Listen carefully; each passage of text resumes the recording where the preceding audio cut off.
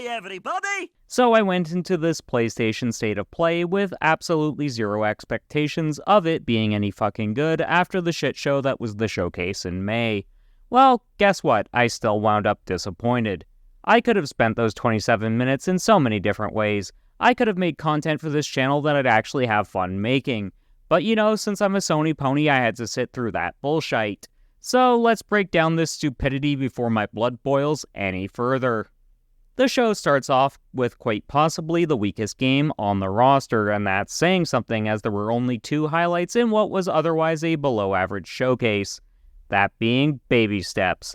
It starts off with this knockoff Ron Weasley fucker in his jammies. It then showcases gameplay that looks as infuriating as getting over it with Bennett Foddy. Thankfully, the trailer was mega short at only 2 minutes and 39 seconds. But that time felt way longer, and the humor was as obnoxious as I'm going to be in this video, because I'm sick of Sony trotting out crappy dog and pony shows for their states of play and showcases.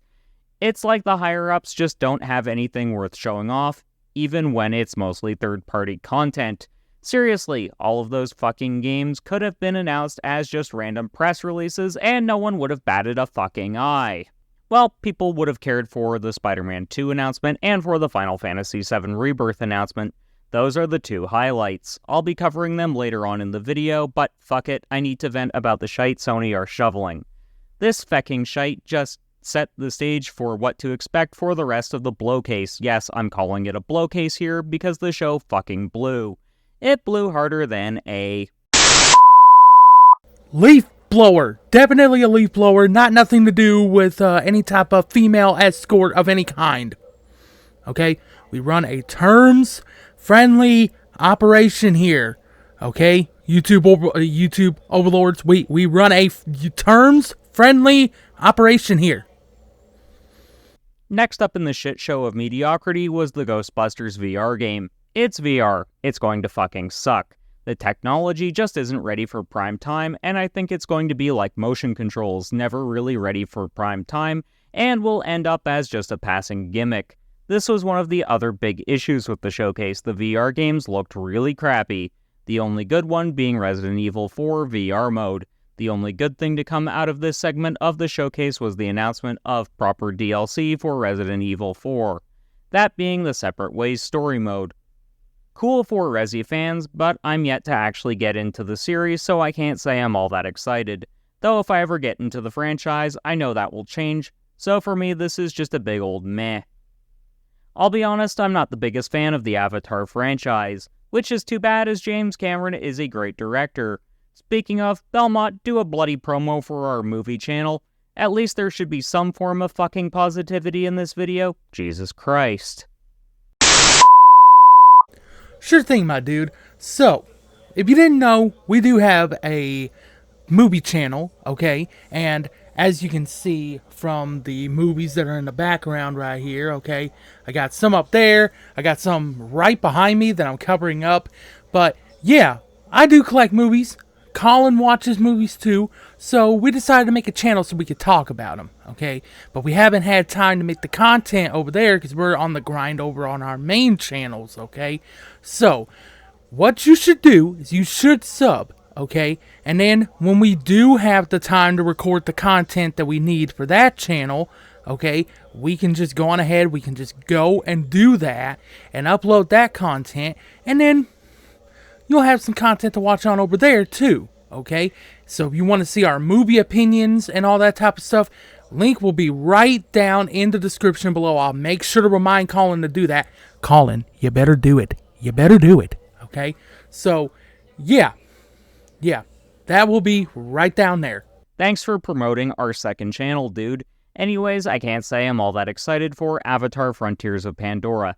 It looks like your typical open-world game affair that Ubisoft have gotten down to a formula. Not only is it a franchise I'm not that big a fan of to start with, it's a genre of game I'm quite frankly burnt out on, and I think a lot of people are at this point. If you want to see me do a rant on why developers need to move away from open-world action games, let me know in the comments section. If enough people show interest, I'll do it. I'll say this, despite my gripes with the game and the genre it's a part of, the game does look like it has, at minimum, decent graphics, so I guess it has at least one thing going for it, even if it's not enough to tempt me to play it. If this had come out during my teen years where I was more accepting of mediocre games, then this might have caught my attention a bit more. Anyways, moving on. I haven't played the first Ghost Runner game, so I can't comment on what that is like. However, we found out Ghost Runner 2 will have a demo that is available as of today, and I'm thinking of giving it a shot just because it looks like it could be, at minimum, fun for free. The full game will be available on October 26th. It also isn't a full-price title, so that is at least acceptable, I guess. There really isn't much to talk about regarding this game because the trailer was short at only 47 seconds. The next thing announced was 3 new colors for the DualSense, along with 3 new plates for the console. This theme is called the Deep Earth Collection. We now have a second red color, this one called Volcanic Red. It looks like a more saturated version of the Galactic Red that launched in 2021. Next up was the Cobalt Blue, which I quite like. It looks quite similar to the purple controller, though that might be from the renders, as I imagine it'll be quite metallic looking in person. Not like I need more fucking DualSenses, though. The Sterling Silver is very nice, though, and it reminds me a bit of the shade of gray the PS1 had, at least from the renders. Still, kind of says a lot when one of the things that caught my attention from this showcase is the fucking controllers.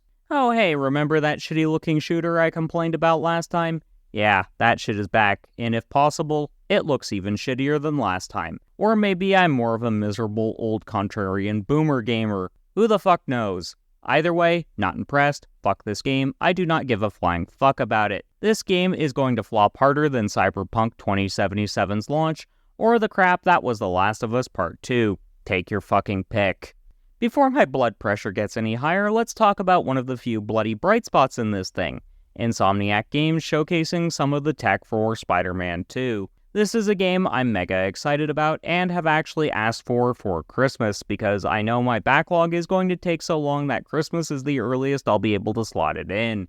Anyways, in October you can expect a review for the first Spider-Man, and in November a review for Miles Morales. Both games I quite enjoy. I know I'm going to enjoy Spider-Man 2 just because Insomniac have crafted characters I like and because the gameplay loop is engaging. Which isn't surprising as they merely iterated on the Batman Arkham formula, which are great games in their own right. Though again, we need a bloody break from open-world action titles. Either way, the tech is very impressive. I love the added mobility options, as that's something I always love in games in general. Lots of mobility options that are fluid and make the game feel faster paced. I also liked that Insomniac is going for a very dynamic map marking system that will encourage the players to, actually explore and interact with the world they're playing in. That is a good piece of game design. Anyways, let's move on to some of the other crap we got. You'd think I'd be more excited by these considering I'm a weeb. Well, I enjoyed Tales of Arise for the very brief time I've been able to spend with the game. DLC for a game that is now 2 years old doesn't really interest me all that much, especially knowing it isn't going to be free, but I'll grab it on sale at some point. It's just this announcement feels like it could have been something Bandai Namco could have done on their own as just a basic press release. The next trailer was a release date for Honkai Star Rail, a game I'm definitely going to play at some point. It's just a case of it's just a port. It's already available on PlayStation 4, so it's not exactly something I can muster much enthusiasm for. After that was a trailer for the Foam Stars beta. Yep, another thing I have no fucking interest in. It's a Splatoon knockoff. If I want to play Splatoon, I'll play fucking Splatoon.